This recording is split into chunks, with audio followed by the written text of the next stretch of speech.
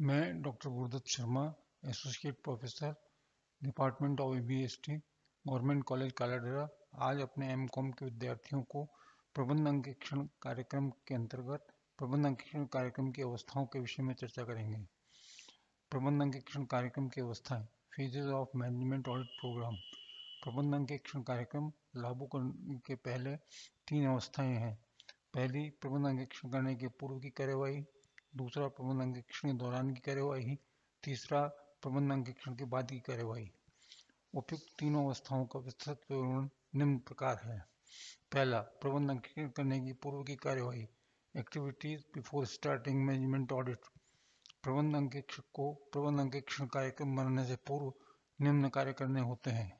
पहला, कार्यक्षेत्र का निर्धारण, determination of area of operation. प्रबंध अंकेक्षक को प्रबंध अंकेक्षण कार्य प्रारंभ करने के पूर्व अपने कार्यक्षेत्र का निर्धारण कर लेना चाहिए। प्रबंध अंकेक्षण को कार्यक्षेत्र का निर्धारण करते समय संस्थाओं के उद्देश्यों व प्रबंध अंकेक्षण के उद्देश्यों को ध्यान में रखना चाहिए। प्रबंध अंकेक्षण के कार्यक्षेत्र का निर्धारण किया जाना बहुत जरूरी है, क्योंकि प्रत्येक कार्य के प्रबंध अंकेक्षण का कार्य परिस्थितियों के अनुसार बदलता रहता है। प्रबंध अंकेक्षक को सामान्यतः संस्था में होने वाली सभी प्रबंधकीय क्रियाओं की समीक्षा करनी चाहिए। प्रबंध अंकेक्षक को यदि अत्यधिक अंकेक्षण कार्य सौंप दिया जाए तो संभवतः वह अपने उद्देश्यों को प्राप्त नहीं कर सकेगा। साथ ही अंकेक्षण कार्यक्रम पर आने वाली लागत भी अंकेक्षक प्रबंध अंकेक्षण का कार्य क्षेत्र निर्धारित करने वाला प्रमुख घटक है। दूसरा, उद्देश्यों के बारे में जानकारी प्राप्त करना, नॉलेज अबाउट द ऑब्जेक्टिव्स। प्रबंध अंकेक्षक का दूसरा महत्वपूर्ण कार्य प्रबंध अंकेक्षण के उद्देश्यों के बारे में पता लगाना है। उसे पता लगाना चाहिए कि उपभोक्ता प्रबंध अंकेक्षण के कार्य किसी विशेष उद्देश्य की पूर्ति के लिए करवा रहे हैं या सामान्य तौर पर प्रबंध की कार्यकुशलता बढ़ाने के लिए। अंकेक्षण के उद्देश्यों पर ही अंकेक्षण कार्यक्रम निर्भर करेगा। अतः बिना उद्देश्यों की जानकारी किए प्रबंध अंकेक्षण कार्यक्रम बनाना भूल ही होगी।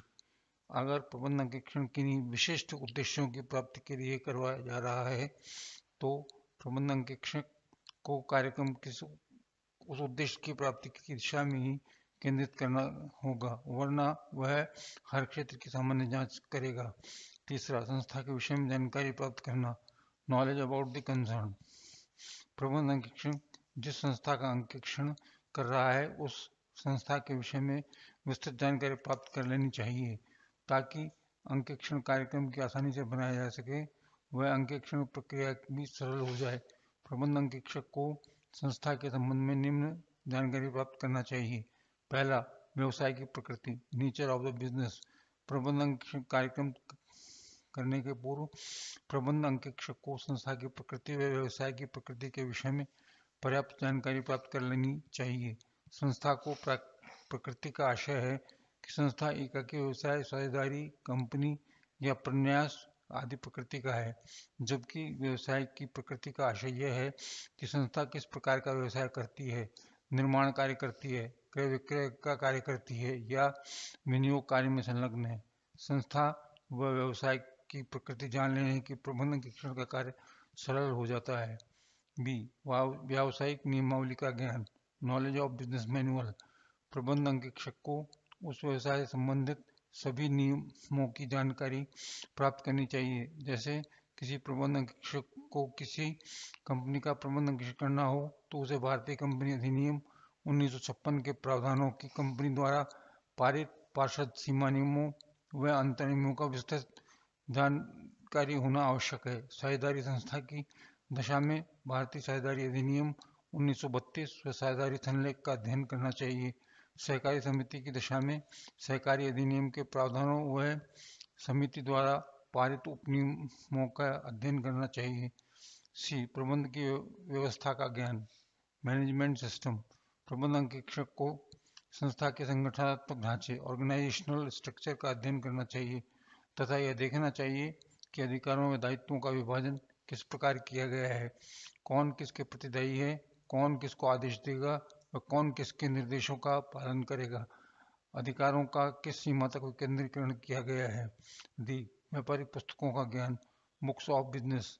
प्रबंध अंकेक्षक को यह देखना चाहिए कि संस्था द्वारा लेखाक्रम की कौन सी पद्धति अपनाई गई है, लेखे की कौन सी पुस्तकें रखी गई हैं, लेखा पुस्तकें किसके अधिकार में हैं, वह इनके लेखे कौन करता है।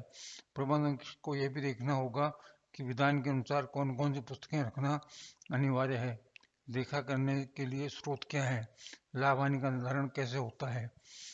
आंतरिक नियंत्रण प्रणाली इंटरनल कंट्रोल सिस्टम। अंकेक्षक कार्यक्रम बनाने के पूर्व प्रबंध अंकेक्षक को संस्था की आंतरिक नियंत्रण प्रणाली की समीक्षा कर यह देखना चाहिए कि संस्था ने आंतरिक नियंत्रण प्रणाली का उपयोग किस सीमा तक हो रहा है। क्या संस्था में जो आंतरिक नियंत्रण प्रणाली अपनाई गई है वो संस्था की आवश्यकताओं की पूर्ति करने में सक्षम है।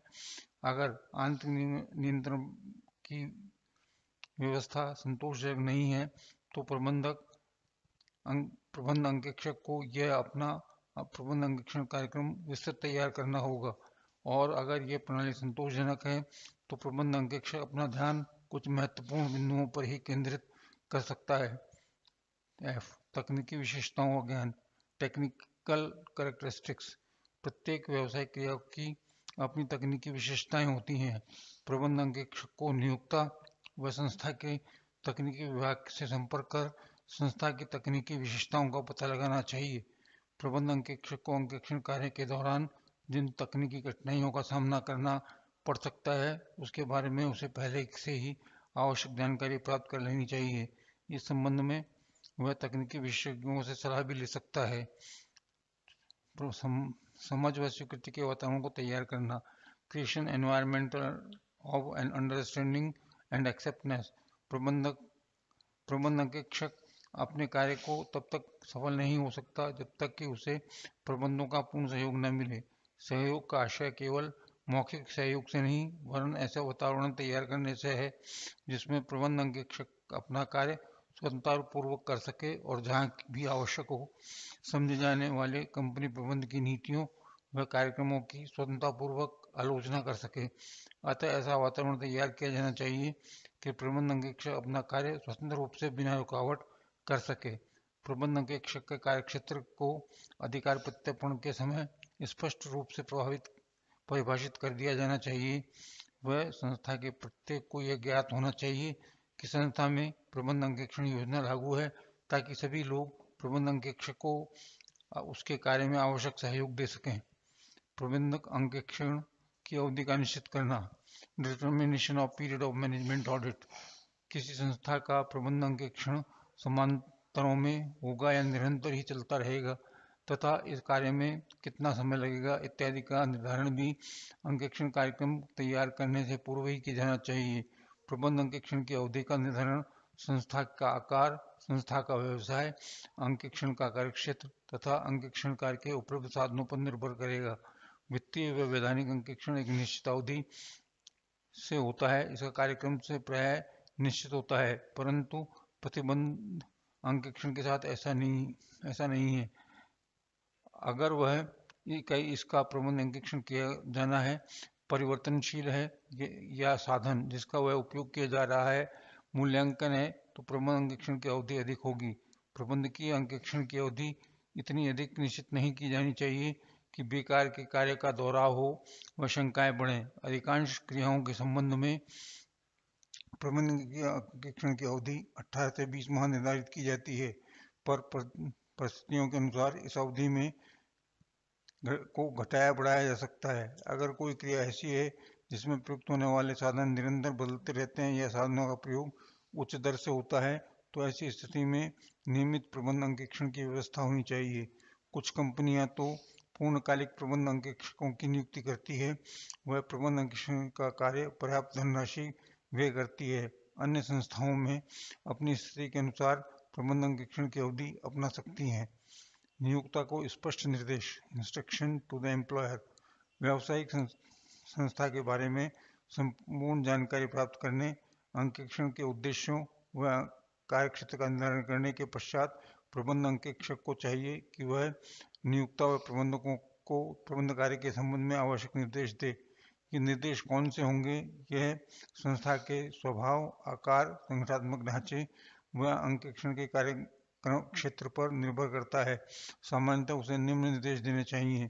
पहला, लेखा अवधि का निश्चय किया जाए, संस्था का संगठन चार्ट बनाया जाए, कर्मचारियों के कार्य का निर्धारण किया जाए, अधिकारों व दायित्वों का स्पष्ट निर्धारण किया जाए, संस्था के महत्वपूर्ण प्रलेखों की सूचना तैयार की जाए, व्यावसायिक अनुबंधों की सूचना तैयार की जाए, संस्था के प्रमुख अधिकारियों की सूची उनके नमूने के हस्ताक्षर कर्तव्य, अधिकारियों एवं दायित्वों का प्रदर्शित करते हुए तैयार किया जाए। दूसरा, प्रबंधन अंकेक्षण के दौरान की कार्यवाही, activities during the management audit. पहला, प्रबंधकों से विचार विमर्श, कंसल्टेशन विद मैनेजर्स। चूंकि प्रबंध अंकेक्षक को संस्था के प्रबंध क्रियाओं का अंकेक्षण करना पड़ता है, अतः इसके लिए संस्था के प्रबंधकों व अधिकारियों से विचार विमर्श करना अति आवश्यक है। प्रबंधकों के समक्ष उसे यह स्पष्ट कर देना चाहिए कि प्रबंध अंकेक्षण का स्वभाव एवं कार्यक्षेत्र क्या होगा। प्रबंधकों से विचार विमर्श करके उसे यह पता लगाना चाहिए कि संस्था में कैसी प्रतिभाएं मौजूद हैं, वह प्रबंध अंकेक्षण की इस प्रतिभा का उपयोग कैसे किया जा सकता है। प्रबंध अंकेक्षक को प्रबंध क्रियाओं का मनोवैज्ञानिक विश्लेषण करना चाहिए, अतः प्रबंधकों को यह सलाह करना अति आवश्यक है। दूसरा, कार्यक्षेत्रों का अवलोकन, ऑब्जर्विंग द वर्क प्रोसीजर्स। प्रबंध अंकेक्षक को संस्था में अपनाई जाने वाली कार्य विधियों का अध्ययन कर यह देखना चाहिए कि कार्य प्रक्रिया क्या है, अर्थात किसी कार्य विशेष में संबंधित कार्य निर्णय किस स्तर पर लिए जाते हैं, इन निर्णयों को अन्य व्यक्तियों तक कैसे पहुंचाया जाता है, निर्णयों का क्रियान्वयन कैसे संभव होता है तथा क्रियान्वयन के प्रति कौन दायी होता है, कार्यविधि में क्या कोई कहानियां हैं, कमियां हैं, वह कमियों को दूर कैसे किया जा सकता है आदि। कर्मचारियों से परिचय व उचित वातावरण का निर्माण, introduction with employees and creation of the environmental understanding. प्रबंध अंकेक्षक को संस्था के कार्यरत व्यक्तियों से परिचय प्राप्त कर उन्हें इस तथ्य से अवगत करा देना चाहिए कि संस्था में प्रबंध अंकेक्षण की व्यवस्था लागू कर दी गई है। वह इस व्यवस्था का उद्देश्य व्यक्तिगत कार्यों की गलती निकालना न होकर प्रबंधकीय कार्यकुशलता में वृद्धि करना है। उससे संस्था के प्रबंध अंकेक्षण के प्रति उचित वातावरण का निर्माण कर कर्मचारियों को यह समझाना चाहिए कि प्रबंध अंकेक्षण उनके हित में है। वह प्रबंध अंकेक्षण में उनका सहयोग क्यों अपेक्षित है। कार्यभार का निर्धारण, डिटरमिनेशन और वर्कलोड। कार्यक्षेत्र का निर्धारण व कार्यभार का निर्धारण दो अलग अलग बातें हैं। कार्यक्षेत्र निर्धारण में तो प्रबंध अंकेक्षक यह तय करेगा कि उसे किन किन क्षेत्रों में अपना कार्य करना है, जबकि कार्यभार निर्धारण में उसे यह निर्धारण करना होगा कि उसे किस सीमा तक अंकेक्षण करना है, कितनी गहराई तक निरीक्षण करना है, कब कब अंकेक्षण करना है। प्रबंध अंकेक्षण का कार्य नियमित रूप से जारी रहेगा या बीच में रुक रुक कर किया जाएगा। प्रबंध अंकेक्षण के संबंध में उसका क्या दायित्व इस दायित्व की पूर्ति कर सकेगा। कार्यभार का विभाजन, डिवीजन ऑफ वर्कलोड। जब प्रबंध अंकेक्षक अपने कार्यभार का निर्धारण कर लेता है तो उसे कार्यभार का अपने कर्मचारियों में विभाजन करना होता है। समस्त अंकेक्षण कार्य ये स्वयं ही कर सकता है, वरन अपने कर्मचारियों की सहायता से भी करता है। अतः उसे कर्मचारियों की रुचि व योग्यता के अनुसार कार्यभार का स्पष्ट विभाजन कर देना चाहिए। प्रत्येक कर्मचारी को यह ज्ञात होना चाहिए कि उसे किस समय, किसके अधीन व किसके साथ किस तथ्य के संबंध में खोजबीन करनी है। कार्य विभाजन के समय ही कर्मचारियों के दायित्व से स्पष्ट से निर्धारित कर देनी चाहिए। तथ्यों का संग्रहण, कलेक्शन ऑफ डाटा। वित्तीय अंकेक्षक को मुख्यतः लेखा पुस्तकों का अंकेक्षण करना होता है, अतः उसके समक्ष तथ्य संग्रहण जैसी कोई कठिनाई नहीं होती। जबकि प्रबंध अंकेक्षक कार्यक्षमता व औचित्य अंकेक्षण है। प्रबंध अंकेक्षण को एक स्थान पर तथ्य नहीं मिलते, बल्कि विभिन्न स्थानों से तथ्यों का संग्रहण करना होता है, वह भी गुणात्मक किस्म के तथ्यों को। प्रबंध अंकेक्षण का संग्रहण निम्न विधियों से कर सकता है। उपरोक्त सूचना के आधार पर प्रश्नावली एवं अनुसूची, साक्षात्कार, अवलोकन। आंतरिक कार्यवाही, इंटरनल एक्शन। कई बार जिन व्यक्तियों से कहीं कोई गड़बड़ी की है तो वे इस भय से प्रबंध अंकेक्षण के दौरान इसकी पोल न खुल जाए अपने पद से त्यागपत्र दे देते हैं। अतः प्रबंध अंकेक्षक को आवश्यक सूचनाएं नहीं मिल पाती हैं। वह कई बार संबंधित व्यक्ति जानबूझकर भी आवश्यक सूचना देने से इनकार कर देते हैं। इन दोनों ही परिस्थितियों में प्रबंध अंकेक्षक को आवश्यक कदम उठाने चाहिए। वह जो व्यक्ति आवश्यक सूचना देने से इनकार कर देते हैं उनके खिलाफ आवश्यक कार्यवाही भी व्यवस्था की जानी चाहिए। वह सभी आवश्यक सूचनाएं संग्रहित करने का भरपूर प्रयास करना चाहिए। तथ्यों का स्पष्टीकरण, classification, tabulation of analysis of data. जब प्रबंध अंकेक्षक उक्त प्रकार के तथ्यों का संग्रहण कर लेता है तो इन तथ्यों का उचित उपयोग करने के लिए तथ्यों का आवश्यकता अनुसार वर्गीकरण करना चाहिए। वर्गीकृत तथ्यों को सारणियों व रेखाचित्रों आदि के रूप में बदल लेना चाहिए ताकि इनका निर्वचन आसानी से हो सके। वर्गीकृत तथ्यों का गहन विश्लेषण करना चाहिए। वह किसी भी निष्कर्ष तक पहुंचने के लिए प्रबंधकों से आवश्यक विचार विमर्श कर लेना चाहिए, क्योंकि हो सकता है कि प्रबंध अंकेक्षक को किसी तथ्य के संबंध में कोई अनावश्यक भ्रांति हो गई हो। अतः प्रबंधकों से सलाह लेकर इस प्रकार की भ्रांतियों को दूर कर लेना चाहिए। प्रबंध अंकेक्षण के बाद की कार्यवाही, एक्टिविटीज आफ्टर मैनेजमेंट ऑडिट। जब प्रबंध अंकेक्षक तथ्यों के संकलन व विश्लेषण का अपना जांच कार्य पूर्ण कर लेता है तो अग्रांतिक कार्यवाही करने होते हैं। प्रतिवेदन तैयार करना, प्रिपेयरिंग ऑफ द रिपोर्ट। जब अंकेक्षक कार्य पूर्ण कर लेता है तो वह अंकेक्षण कार्य के संबंध में प्रतिवेदन तैयार करता है। इस प्रतिवेदन के मुख्य 3 भाग होते हैं, परिचयात्मक, मुख्य भाग तथा निष्कर्ष। परिचयात्मक भाग में तो प्रबंध अंकेक्षक अपने अंकेक्षण कार्य के सामान्य परिचय देता है, जबकि मुख्य भाग में प्रत्येक बिंदु का विस्तार से वर्णन करना होता है।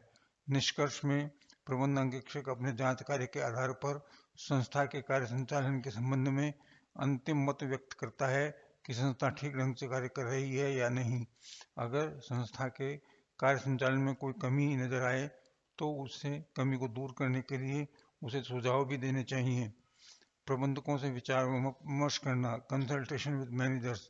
वित्तीय अंकेक्षण में तो मुख्यतः प्रमाणकों के आधार पर प्रविष्टियों की जांच की जाती है, लेकिन प्रबंध अंकेक्षण की प्रबंध की क्रियाओं की आलोचनात्मक समीक्षा करनी पड़ती है। इन क्रियाओं के संबंध में प्रबंधकों से विचार विमर्श किए बिना अंकेक्षण कोई अंतिम निर्णय नहीं ले सकता। अतः प्रतिवेदन तैयार कर प्रबंध अंकेक्षक को उसके विभिन्न आलोचकों बिंदुओं के संबंध में प्रबंधकों से विस्तृत विचार विमर्श कर लेना चाहिए। हो सकता है कि किसी विषय पर प्रबंध अंकेक्षक को कोई शंका हो तो ऐसी शंका के उचित समाधान प्रबंधक ही कर सकती है।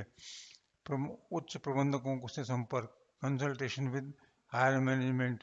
कुछ क्षेत्र ऐसे होते हैं जिनके संबंध में खुली आलोचना प्रबंध अंकेक्षक अपने प्रतिवेदन में नहीं कर सकता, क्योंकि ऐसी आलोचनाओं से संस्था के कार्य संचालन पर बुरा असर पड़ सकता है या वे इतने कम महत्व के हैं कि उनका प्रतिवेदन में उल्लेख करना कोई फायदा नहीं होता।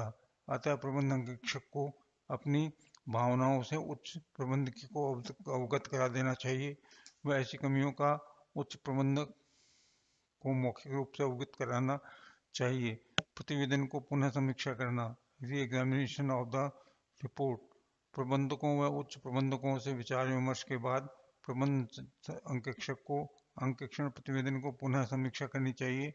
वह ऐसी आलोचनाओं को हटा देना चाहिए इनके संबंध में उसे प्रबंधकों से आवश्यक स्पष्टीकरण मिल गए हैं या जिन आलोचनाओं का संस्था के कार्य संचालन पर विपरीत प्रभाव पड़ रहा है। वह ऐसी आलोचनाएं और शामिल करनी चाहिए जिनके संबंध में उसे संतोषजनक स्पष्टीकरण नहीं मिले हैं। अंकेक्षण प्रतिवेदन को पुनः समीक्षा के बाद प्रबंध अंकेक्षक से अंतिम रूप देगा। प्रतिवेदन प्रस्तुत करना, प्रेजेंटिंग द रिपोर्ट। प्रबंधकों को से विचार विमर्श कर प्रबंध अंकेक्षक प्रतिवेदन को अंतिम रूप देगा। वह प्रतिवेदन के समक्ष अधिकारियों के सम्मुख प्रस्तुत करेगा। इस प्रतिवेदन में जहां उसे संस्थान के कार्य संचालन में पाई जाने वाली कमियों का उल्लेख करना चाहिए, वहीं इन कमियों को दूर करने के लिए सुधारात्मक सुझाव भी देने चाहिए। प्रबंध अंकेक्षक का अंकेक्षण कार्य के दौरान प्रत्येक तथ्य की विश्लेषणात्मक समीक्षा करता है, अतः उससे बहुत ही रचनात्मक व ठोस सुझाव दे पाने की स्थिति में होता है। प्रबंध अंकेक्षक की आलोचना केवल आलोचना के उद्देश्य से नहीं वरन कार्यक्षमता में सुधार के उद्देश्य को ध्यान में रखते हुए करनी चाहिए। प्रतिवेदन की प्रतिक्रिया का अध्ययन, study of reaction on the report. जब प्रबंध अंकेक्षण कार्य के संबंध में प्रतिवेदन प्रस्तुत करता है तो प्रतिवेदन पर व्यापक प्रतिक्रिया होती है। प्रत्येक व्यक्ति व संबंधित पक्ष प्रतिवेदन के उल्लिखित कार्य तथ्यों के संबंध में अपने विचार व्यक्त करने व अपनी ओर से कुछ सुझाव व्यक्त कर सकते हैं। प्रबंध अंकेक्षक को इन सभी प्रतिक्रियाओं को ध्यान में रखते हुए सुधारात्मक कार्यवाही की सिफारिश करनी चाहिए। अनुवर्तन फॉलोअप। अंत में प्रबंध अंकेक्षक को देखना चाहिए कि उसने जिन सुधारों की सिफारिश की है उन सुझावों के कार्य रूप में परिणत किया गया है या नहीं। अगर सुझावों को कार्य रूप में नहीं दिया गया है तो उससे क्या कारण है। अगर सुझावों को क्रियान्वित कर दिया गया है तो वास्तविक स्थिति क्या है। इन सुधारों को लागू करने के वांछित परिणाम प्राप्त हुए हैं या नहीं। अगर स्थिति में कोई सुधार नहीं हुआ है तो उसके क्या कारण हैं। क्या सुझावों में कमी थी, क्या उनके क्रियान्वयन सही ढंग से नहीं हुआ, इत्यादि सब तथ्यों को प्रबंधन की विस्तृत समीक्षा कर सकता है और कार्यकुशलता में अधिकाधिक वृद्धि का प्रयास करना चाहिए। स्पष्ट है कि प्रबंध अंकेक्षण कार्यक्रम अंकेक्षण कार्य के नियत अवधि में न्यूनतम लागत पर पूरा करना के लिए बनाया जाता है। यह उद्देश्य तभी प्राप्त हो सकता है जबकि प्रबंध अंकेक्षण कार्यक्रम बहुत ही सोच समझकर बनाया गया हो व क्रियान्वयन में सभी वांछित व्यक्तियों की सलाह व सहायता ली गई हो। धन्यवाद।